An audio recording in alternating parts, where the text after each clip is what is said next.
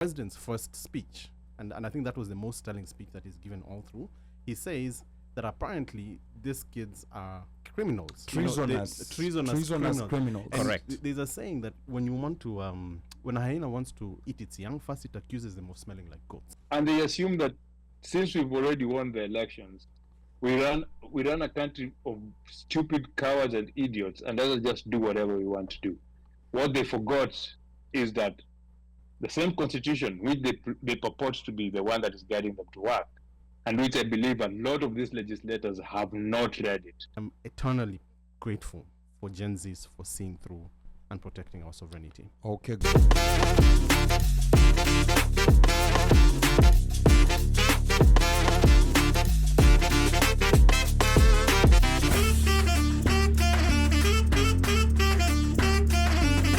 Government protests that led to over 40 deaths in Kenya in the last few weeks are still dominating global headlines. In a remarkable twist of fate, President William Ruto yesterday yielded to pressure from Gen Z activists and dissolved his entire cabinet. Now, this follows a campaign that started online and went through a dramatic occupation of parliament, leading to the fatal shooting of protesters. And in an effort to cool temperatures, the president attempted a handshake with Azimio leader Raila Odinga, but the attempts for dialogue was soundly rejected by the leaderless Gen Z movement. Now, in studio tonight to discuss this is a former aspirant of the Langata parliamentary seat, Dr. Nathan Barasa Wangusi. Now, Dr. Wangusi is an environmental and social justice organizer based in DC and has been involved in the last two protests at the Kenyan embassy out here in Washington, DC. He's been on different U.S. and Caribbean media houses, giving non-Kenyans a perspective on what's happening in Kenya. Now, Dr. Wangusi is also part of the organizing team of an upcoming protest at the IMF headquarters in D.C. next Saturday, the 20th of July. Now, Dr. Wangusi, karibu sana to the OneMicShow. Asante. All right. Now, Dr. Wangusi, how have you been feeling and coping for the last few weeks, just to get us warmed up and to get us started? Yeah, so it's been a whirlwind of activity. I think for most observers and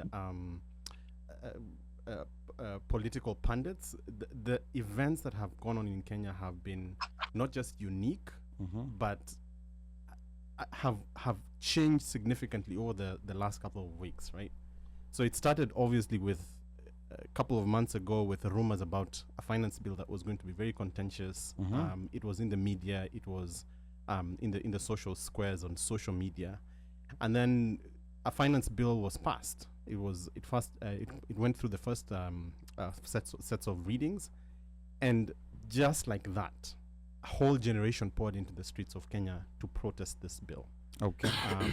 It was unique in the sense that it was unexpected. In fact, the first response from government officials, so like the MPs who were saying, for instance, that apparently Gen Zs are Cerelac babies. They are going to show up in Ubers, drinking eating KFC. Water, eating KFC. We didn't expect that of them. How have we coped here in the diaspora? It's to watch and see how we can support this effort. Many of us have been excited, but also scared, because we know, and from what we've seen, they are putting their lives on the line to fight for the soul of Kenya. Okay, sawa karibu sana Dr. Wangusi to the OneMicShow studios, and of course we're going to be discussing all this, but I want to come to the panel real quick before we continue the conversation. I'm going to start with the truant boy who's been away. DJ Mochfire, karibu sana to the OneMicShow. How have you been coping? With being away, or with everything, with being away, with what's happening in Kenya, kila kitu.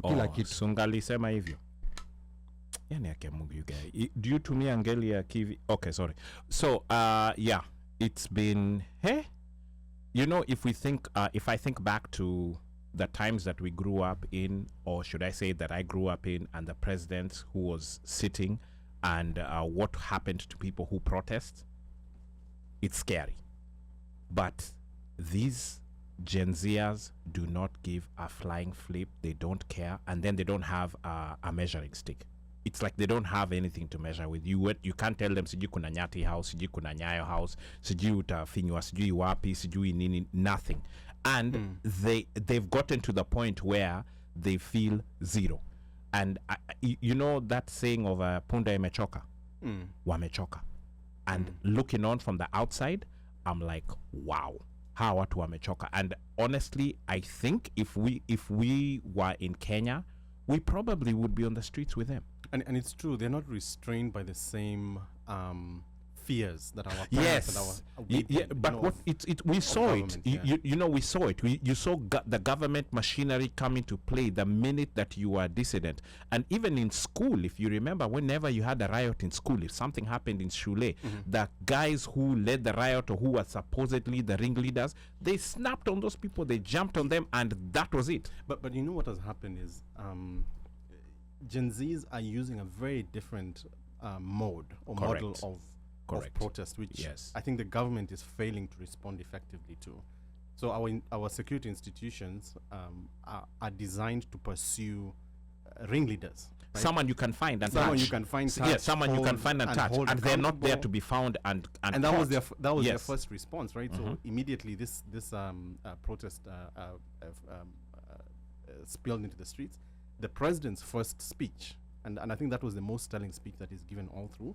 He says that apparently these kids are criminals, treasonous criminals. Correct. There's a saying that when you want to, when a hyena wants to eat its young, first it accuses them of smelling like goats. Okay. Right? So you set up the environment. You set up the environment. You start to justify this kind of police operation. Then you deploy, and when these guys have gone out, they've got a hold of some social media influencers, assuming that because they have many followers, because they are also using certain types of language on social media, that these are the people who are the ringleaders, but only to find that, wait, it's a completely decentralized protest. Yes, absolutely. And young people are coming out on their individual terms to make a statement. And I think what they've kind of said here is that you can't kill us and lead us. Correct. And then second, you can't kill all of us. Yes.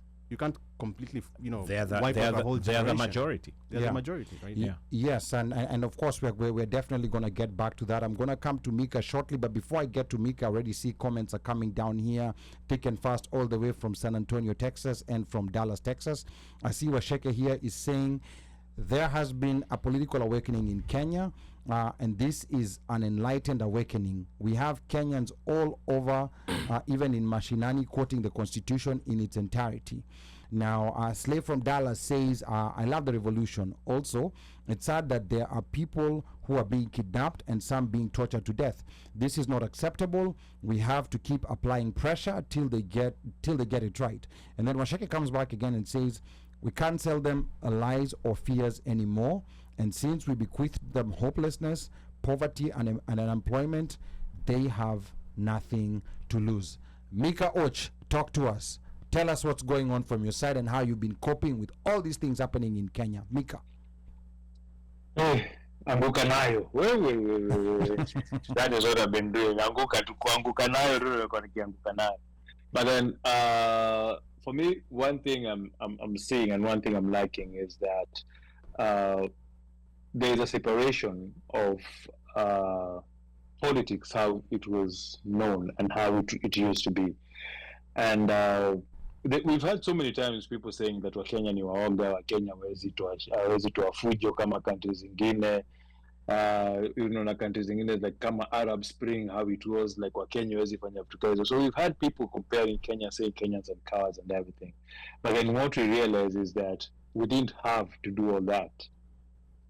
What these kids have showed is that you didn't have to do all that. It's just you having a common cause that you believe in and you recognize and you feel it's something you're fighting for your right. No matter what happens, no matter what you do, you are not going to stop a movement like this, a movement that's coming from deep within the heart, a movement that's being caused by real socio-economic issues. And that what actually worked against the government, and by this time I'll not even say government, I'll just say the whole politician, is number one first, is that the generations before have always had this thing of classism inside it. Like, I'll give you an example. I'll use music. Reggae was music for people in the ghetto. Vernacular music was for what we shall go. People who come from the other side, from the western side of Uhuru Highway, used to listen to hip hop.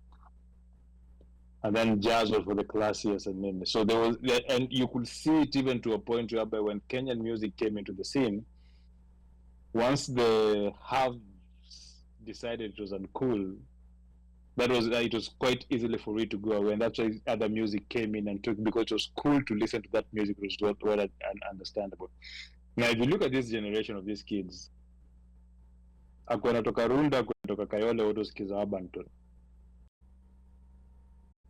So they speak the same language. Their lingo is the same. From Runda to Kayole, their lingo is the same. Doesn't matter where they live. Their lingo is the same. The Sheng they're going to speak is the same English they're going to speak. Everything is the same. They have no separation for them. So for them, they relate to each other as a generation. And for them, that issues are the same. Even the people who come from rich families do understand that they don't have anything. They don't have a future. They don't have, like, if my parents were to leave right now, and this was gone, I don't have any other way, because they don't have any. There's nothing to show them that they're getting a country that's going to help them. Mm-hmm. And all of them understand creativity. All of them understand the internet, where they use as their meeting place. They use it to their advantages on making money and doing stuff. So they have one common understanding to them. Their platforms are theirs, and they mingle as one. So for them, they are protecting their country for themselves, for their generation. So they have that bond holding them. And unfortunately, this other group, Skinas Omoj, na sisi wengine wetu, since we've been raised in that, not looking together, it was very easy to disperse us. Maandamano zilikuwa za watu wa ghetto, wanalipwa 1,000 wakalewa wakarusha mawe. The middle class were like, you're spoiling business for us. What did these kids do? They came out peacefully, all of them. And they told their parents, stay home. They told the older brothers, stay home. The older sisters, stay home. We're going to do this. Okay. Right? And they've been doing it. They're organizing themselves. Like, they're going for protests. They have medics, all of, as if they know what they're doing. So for me, let me not take a lot of time. For me, what I just want to say is that this should be a lesson, not only for Kenyans, but for all other countries, because this is everywhere in all these other countries. This generation speak the same word. So it's supposed to be a lesson for the older generation that it's time we either fix our differences and work towards our betterment, or watch our own children kick us out of the house. Okay, asante sana Mika Ochino, like very nice submission hapo. Now, before we come to Mike, Washeke here is saying, and the arguments, that's the Gen Zs, are based on facts. They have all the data of debt and corruption. Kenya Doyle from Houston says, best part is the intergenerational conversations, which is very good. And then Stephen Batty from Sambaza podcast, also from Dallas, says this revolution is one for the ages, third liberation on the way. Washeke says Viva is to the third revolution. It's an exciting time to be Kenyan. And then of course hapa kwa YouTube namwona Stephen Okot says, I actually think those bodies being discovered may be the straw that brings this Ruto house down. Uno Mike, what have your thoughts been as all these things have been happening? I think for the longest time while doing the show, we've always tried to champion, we've tried to push civic education. Yes. That has been, I think, our our clarion call. When the masses, when Wanjiku gets to understand the Constitution, gets to understand what their rights are, gets to understand and know that waheshimiwa who are now watumishi, that they are not waheshimiwas, they are watumishi. Watumishi, yes. Then and only then, I think we will make that turn. And we've made the turn. So the turning point is here. It is here. Yeah, we've been talking about it for a long time. Yeah, like Washeke has been saying, because remember, we've been saying we need to have civic education. People need to understand the Constitution. People need to understand the budgeting process.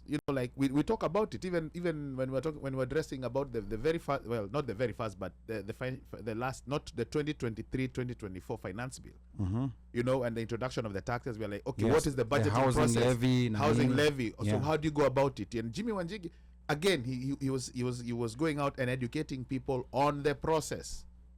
Step by step. Step by step, because guess what? It is right there. It is for you to learn. It is part of the constitution. It is part of, I mean, it's just governance. Yes. So the turning point arrived.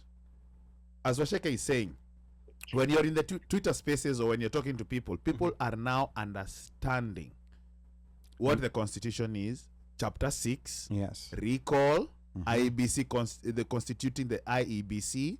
You know, now you're understanding how e-game in a chess, or, you know, certain bills, you know, when Sifuna was talking about how there was something, EACC was talking about The moving conflict of interest conflict bill. of interest, and Yeah. they're like, no, we did not do that. This is what it says. What we did was we put this together, we made it make sense. Like, people are getting to understand that, Yes. and the turning point has come. So the turning point has come. Yes.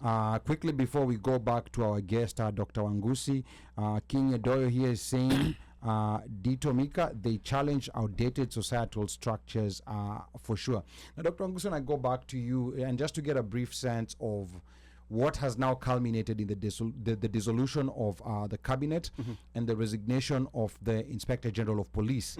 Maybe take us through the last few weeks, you know, like, you know, from where this started to the culmination. And this is still an ongoing, it seems like it's an event, you know, like just when you think it's over, then something happens. A new chapter. Yeah, so you had Yeah. started talking about it earlier. So just take us briefly through how it all started to where it got us here, especially for our non-Kenyan viewers who are listening to us. Yeah, let me start by saying this, that the President William Ruto is a victim of his own success. He's also a victim of the Constitution. And what I mean by that is, if you look at the history of this president and how he's come up through the political ranks, he started as pretty much as a henchman on the Y2K. Yeah. Mutia Bukono. Alikuwa Mutia Mkono, and he even says it himself. Yeah. He was a handler. He was a fixer. The Y2K legacy is very checkered. And for the younger audience here who maybe so don't understand what Y2K for 24 years we were ruled by under a single party state called YK. I think you meant Kano. YK 92, Young not Kano Y2K. 92, yeah. YK 92. YK 92. Youth for Kano 92. Youth for Kano 92. But for 24 years we were ruled by under a one party state. A section of the constitution was amended that gave Section 2A. Section 2A, the famous Section 2A. So for 24 years we were under this rule. In 1992, the country was reopened for multi-party elections. Now, Youth for Kano 92 YK was 92.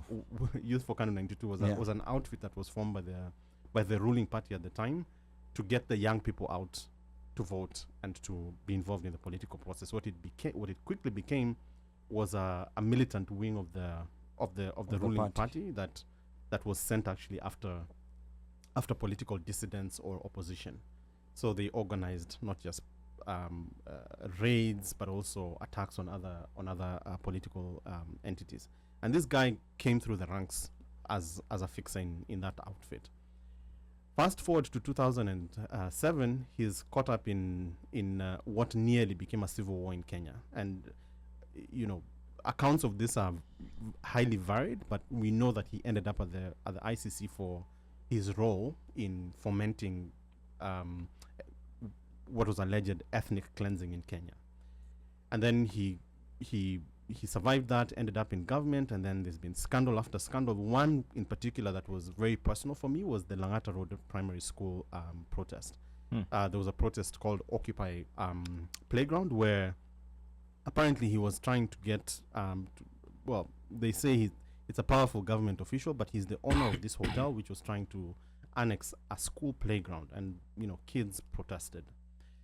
One of the things I saw at that protest, I happened to be very close to it because I lived close by. Other adults ran there, and I happened to be one of the people that ended up at that scene. But one of the things that I saw there, and I remember talking about this several times to people that I knew who were working in government, I saw a very informed and fierce generation of young people, people of kids. So people at that time were pitting these children, but then they were very forceful, and they took back their playground from... These are primary school kids. Primary school kids. Yeah. Who are these people today? Those were the Gen Zs. They were a subset of who we are seeing occupying parliament today, right? So, back to this question about like the social consciousness of this generation and the shared value systems about like what is right and what is wrong and what is acceptable, what isn't, that other generations don't seem to, have. They don't have the same restrictions, the same fears. They don't even have the same fear that we have of the police. And we saw that behavior in full display during Occupy Parliament. The reason I'm saying the president is a victim of his own success is that he made these promises, very kind of grandiose promises about like social change and economic transformation that he was going to implement in Kenya during his campaign. And then he's not done any of that. Instead, he's going to sell Kenya to the highest bidder, to the IMF. He's taken our young Gen Zs to Haiti for a peacekeeping mission that has nothing to do with Kenya's security interests, but a cash sale. So all these things that he's kind of set himself up for have brought him to this last couple of weeks, where people have discovered, wait, this guy is hoodwinking the public. He's not honest. He's not giving us the facts. When he gives the numbers, he's kind of cooking them on the fly. He's a political showman. He's not there to speak on behalf of the people. He's speaking for his own interests. So I think the context I look at this is Ruto is just a victim of his own successes, but also a victim of the constitution, which we've just been talking about, where young people have actually picked up that book and looked at what it actually says. And I'll finish by saying this. The preamble of our constitution, the first couple of lines, the sovereignty is vested in the people. In other words, you need consent of the governed for you to actually set up a government. So he's only now realizing that he's subservient. He's the second arm of government. The people are the first arm of government. I'll hand it back to you, Ali. Yes, I mean, this is quite interesting, the historical perspective you've given us, which I think, a lot of people will benefit from, understanding, and even going back, because you started in Youth for Kanu 92, and he's called himself a hustler in 1997. When some of our listeners here were not born, he was already a member of parliament. And in fact, he was my member of parliament in Eldoret North. Eldoret North, yeah. He was able to defeat, I think it was Ruben Chesire. Yes. Yeah, who was the member of parliament before. Yeah, he was a very powerful guy. Yeah. He was Moi's person. Yes, so he was Moi's person. In fact, I think, I don't know this for a fact, but I think he was actually Moi's relative. So makes a lot of sense. Yeah. So I full disclosure, I went with the son to school, so I'll try not to talk about that. About which one? The son, Kule Moi forces. Sorry. No. Don't worry about that. That's classified information. But but generally speaking, he was a member of parliament since 1997. Never lost an election, and that's the reason why sometimes you're told failure can be something very good. So he's never failed politically. He's always won all elections. I was even going to say, he even broke the curse of the vice president. No vice president has made it to the presidency, yes. Other than actually Moi, who it was because of the death of Kenyatta. Yeah, it was because of the death. No vice president has ever been elected as the president. Yeah. He's the first one to do it. I was going to take you back, and then I remembered he came in and he was not. He was not sitting in power when he ascended. Yes, he was not sitting in power, but yes. later on, of Correct. course, he got elected. He also got elected as president. But yeah, make it real quick. So that just bringing that historical perspective is, I think, very important to tie. And I think there's lessons also that we can also, historical lessons that the Gen Zs, the leaders of this revolution, can use, because at the time before YK92 was formed, there was Sabasaba, there was agitation for multipartism. The Gen Zs of that time were the ones who were out in the streets, and the odds at that time were much worse. They were far much worse than right now. Yep. Of course, right now we have the abductions going on, we have the killings, but at that time, if you're taken away, there was no social media, no camera, there was no CCTV, cameras, no sijui, CCTV. There was a nothing. phone that sijui can Yes. snap a picture, sijui, Yes. you know, maybe you might be able to even have your phone on Maybe record there and was a send it journalist. out. So things to were FB or much something. more dangerous, and what ended up, diluting that revolution was now young people were brought into the fold in YK92. They were given a lot of money, and they were brought to of course to do the fix-it jobs, and also to neutralize, these are the young Their people, peers, who are coming out, and that's something that we have to be on the lookout for. On this revolution, those young people being bought, which is why I like the way this leaderless revolution is quickly dismissing people who have become traitors or have done something, against what their ideals are. movement. Yes, because that's how people started getting bought one by one, and then all of a sudden things got diluted. Mika, you wanted to say something, then we're going to continue. Actually, what I wanted to say is that another thing that actually really cooked the goose for this government is how the leaders were behaving. Most of these leaders, some of them is the first time holding legislative office. Majority of them, even if the first or the second time, majority of them are what you would say are new in the political game. It became quite hard, whereby there's this thing in social media right now. Everybody wants to perceive that they're living a soft life. Everybody is showing off, is doing whatever they're doing. Now, you see when a country is suffering and basic government necessities are being taken away, but then you see young leaders coming in and they're living a life of opulence whereby you see somebody coming in who's a politician, who's pays in the public. It's known how much it is, but that guy is balling more than an NFL player who's played in the NFL for more than 10 years and who's signed a few $100 million contracts. Then people start looking at you and wondering, where is this money coming from?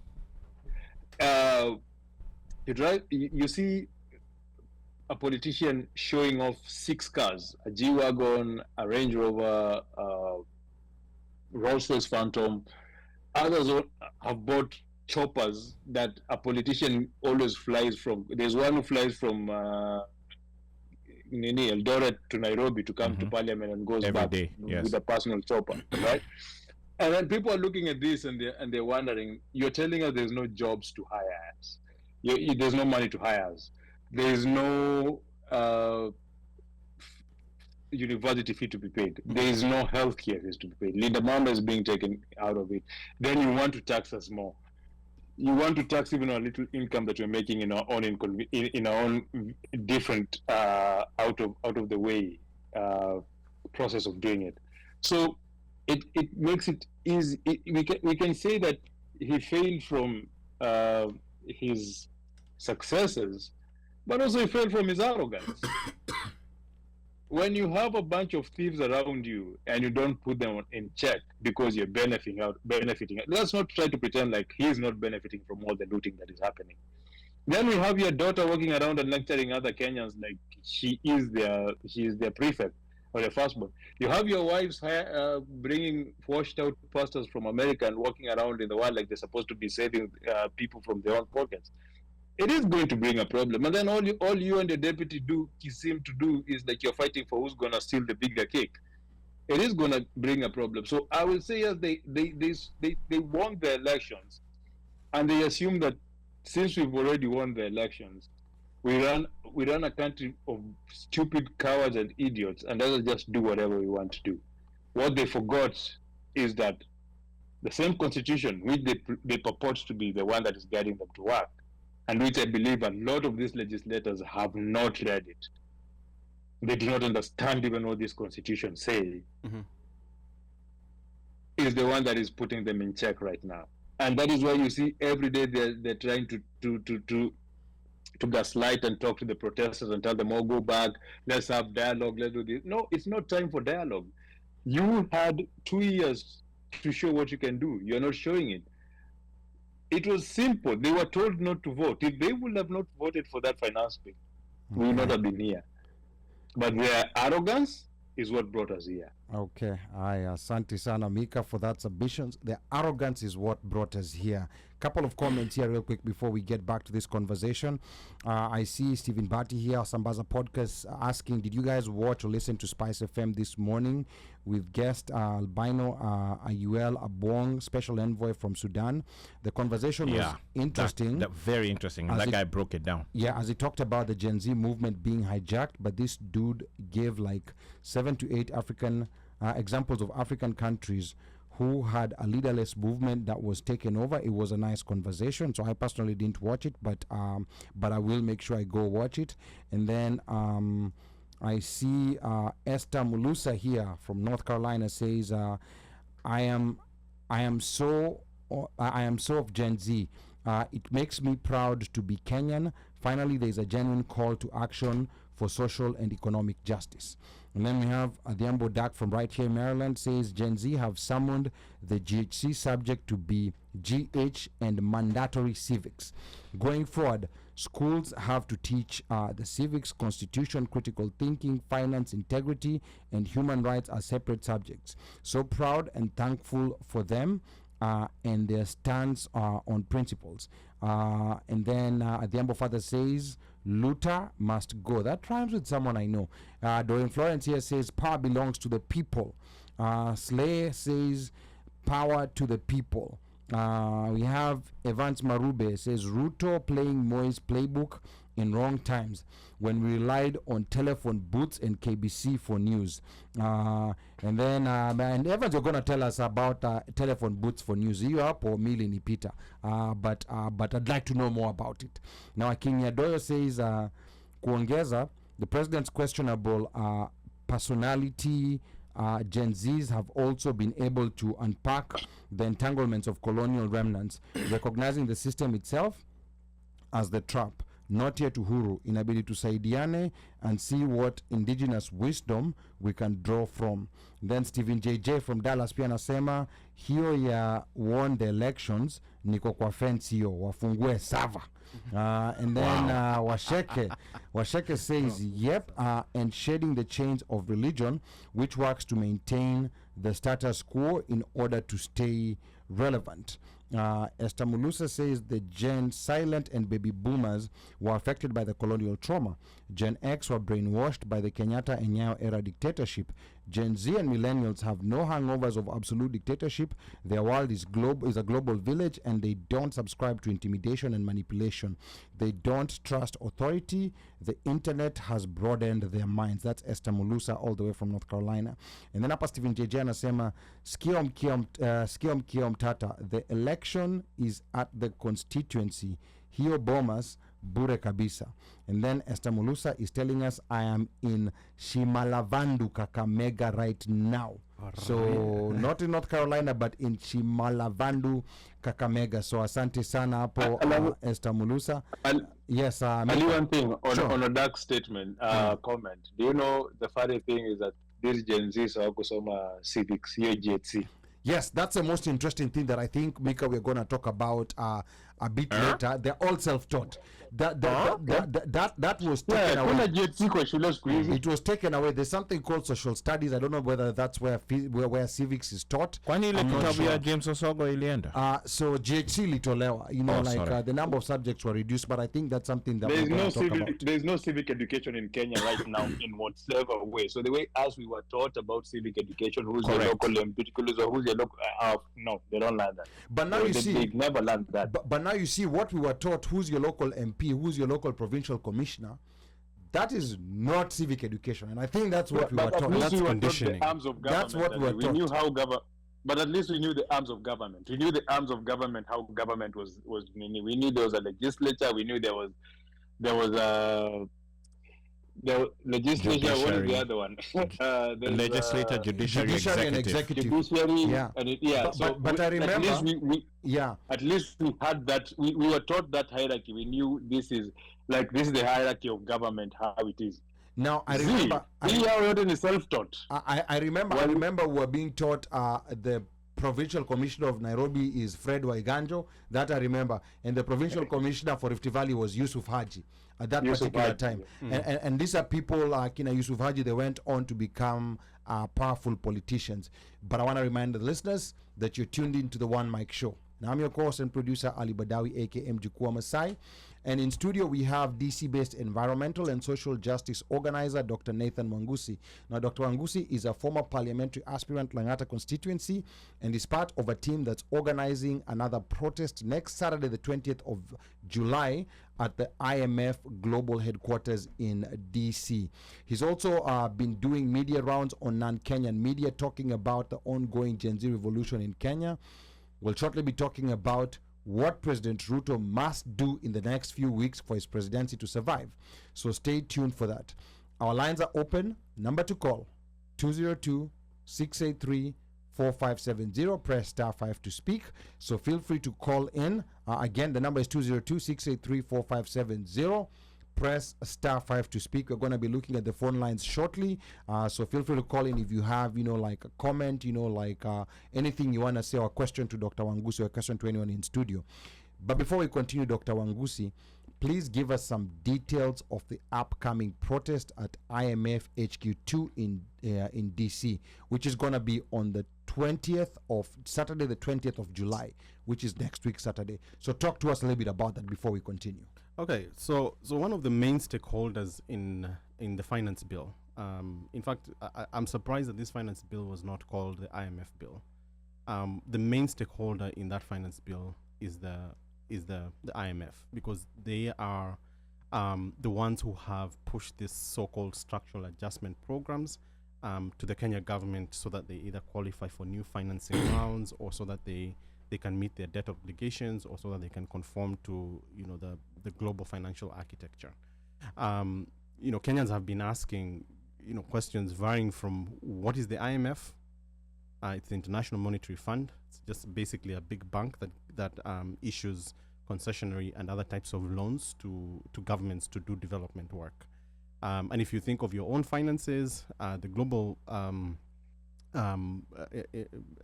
financial architecture is designed very similarly, where you have credit ratings or credit risk around governments. So what they've basically done is they told the Kenya government that you're not meeting your debt obligations. You need to implement certain structures or certain policies for you to be able to actually raise enough money to meet your debt obligations and to be sustainable as a country.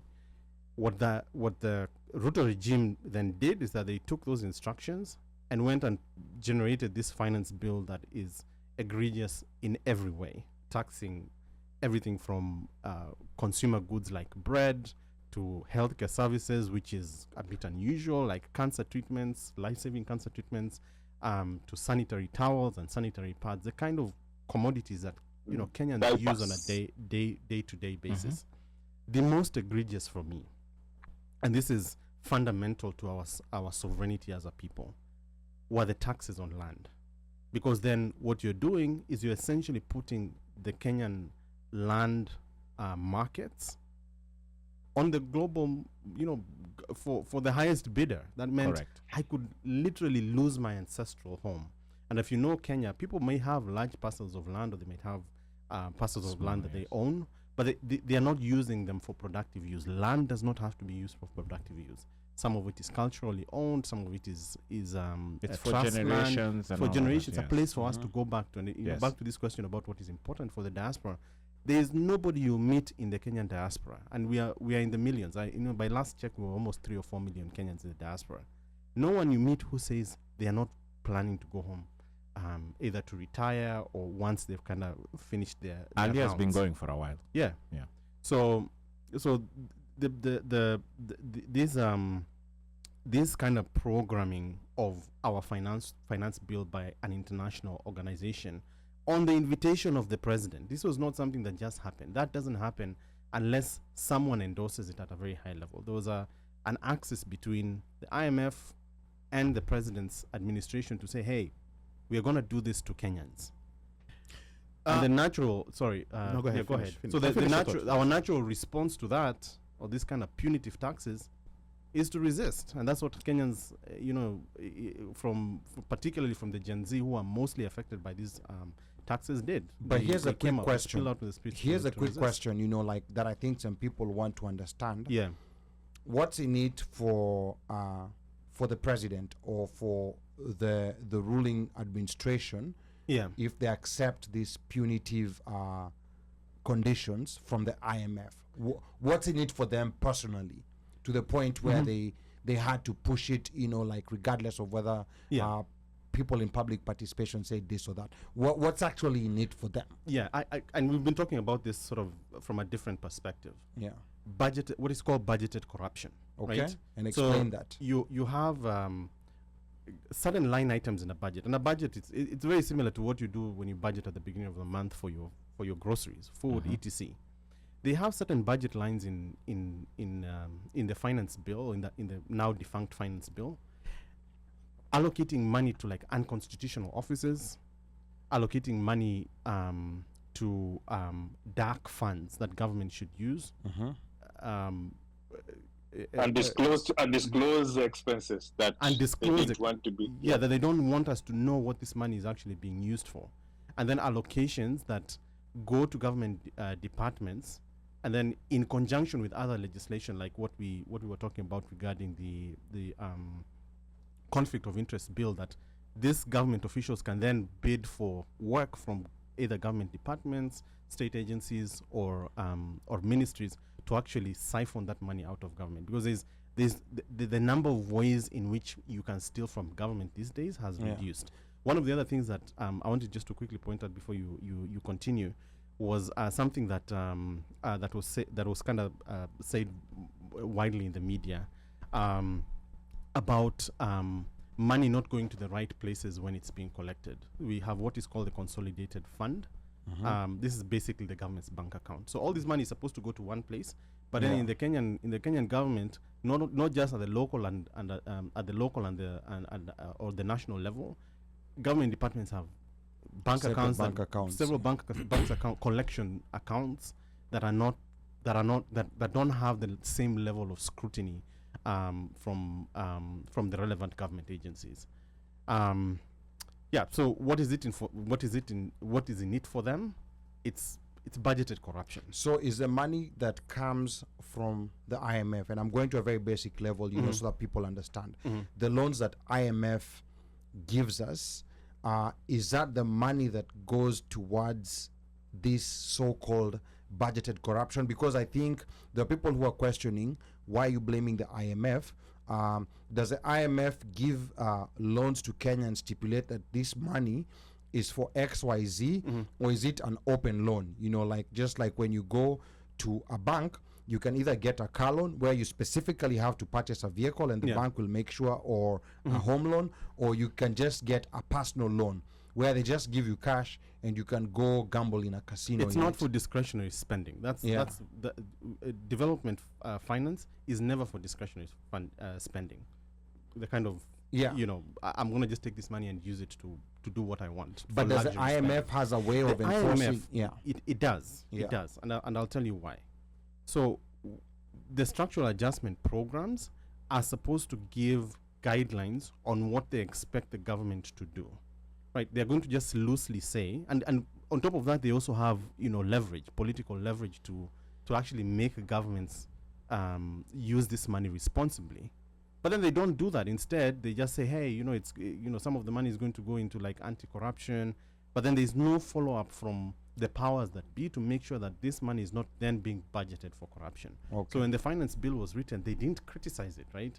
Although it had gaping holes that even our Gen Zs could see, right? They continue to kind of support that process and validate what government is doing. Okay, and then before we come to Nomai, because I think Nomai also has a question and some comments here coming in. What is in it for the IMF? Why would you want to keep lending money to someone who is in a critical condition in terms of their ability to pay you back because they have a lot of debt? But what incentive does the International Monetary Fund have to want to keep pushing this money in a situation where we know, like a very big part of our revenues are going towards debt payment. Yeah. Because even a bank, ikiangalia credit report yako and they realize that you have a lot of debts, they will deny you a loan. So Yeah. what's in it for the IMF to want to keep pushing this money? Yeah, so think about development finance institutions. They have a limited set of clients to work with. How many countries are there in the world? 180? I think 190, yeah, 190 something. Yeah. 194. Yeah. Unlike a bank, you can kind of expand the number of clients you have. These development banks have a limited set of people to work with. Yeah. So it is in their interests to keep you in debt, to entrap a country in a debt spiral, Okay. right? Because there's not going to be another East African country. There's Kenya, there's Rwanda, there's Uganda, there's Tanzania. There are no That's other it, countries, yeah. right? Mhm. So debt entrapment is part of their modus of operation. They don't want these countries to be debt-free, because then they don't have any business. In fact, Kenyans, in their typical fashion, started saying, why don't you even set up a pay bill for us to pay these bills ourselves? That's what Gen Zs are saying. And in fact, it's not a far-fetched idea, by the way. It is not a far-fetched idea if Kenyans, went out there and said, we are going to pay this debt ourselves, because apparently the government is not making these payments on time. At the same time, if we don't pay them now, we are going to stay The next entrapped. generation, yes. We hand over the debt to the next Yes, generation. to the next generation. And And if there's interest, then there's exchange rates behind it and all sorts of other things. And if you haven't met those deliverables, then there's punitive stuff that comes in. We don't know what type of agreements they have signed. There's rumors that at sometimes even there's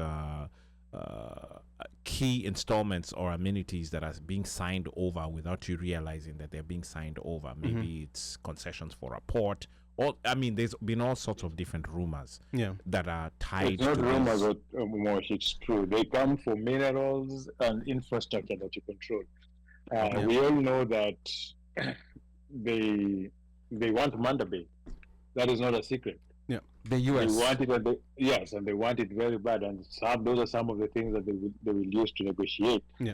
There are rumors about minerals in Kenya, and these are rumors that have been there for so long. Right now, people say that you cannot go to Magadi and take a picture, or even just get close to it. They'll chase you away.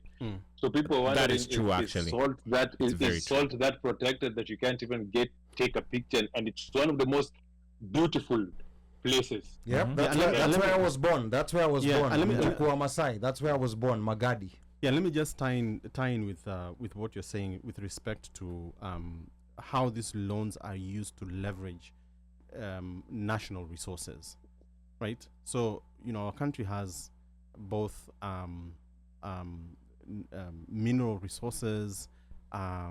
We have land. We have resources that are valuable on the open market, right? On the global market. So if you can't make your payments, and they say, the future revenues or the future export revenues from salt or from Coffee or from the oil reserves that you have can be bonded for that purpose. This is what the IMF do. To me, it's our new form of colonization that I'm eternally grateful for Gen Zs for seeing through and protecting our sovereignty. Okay.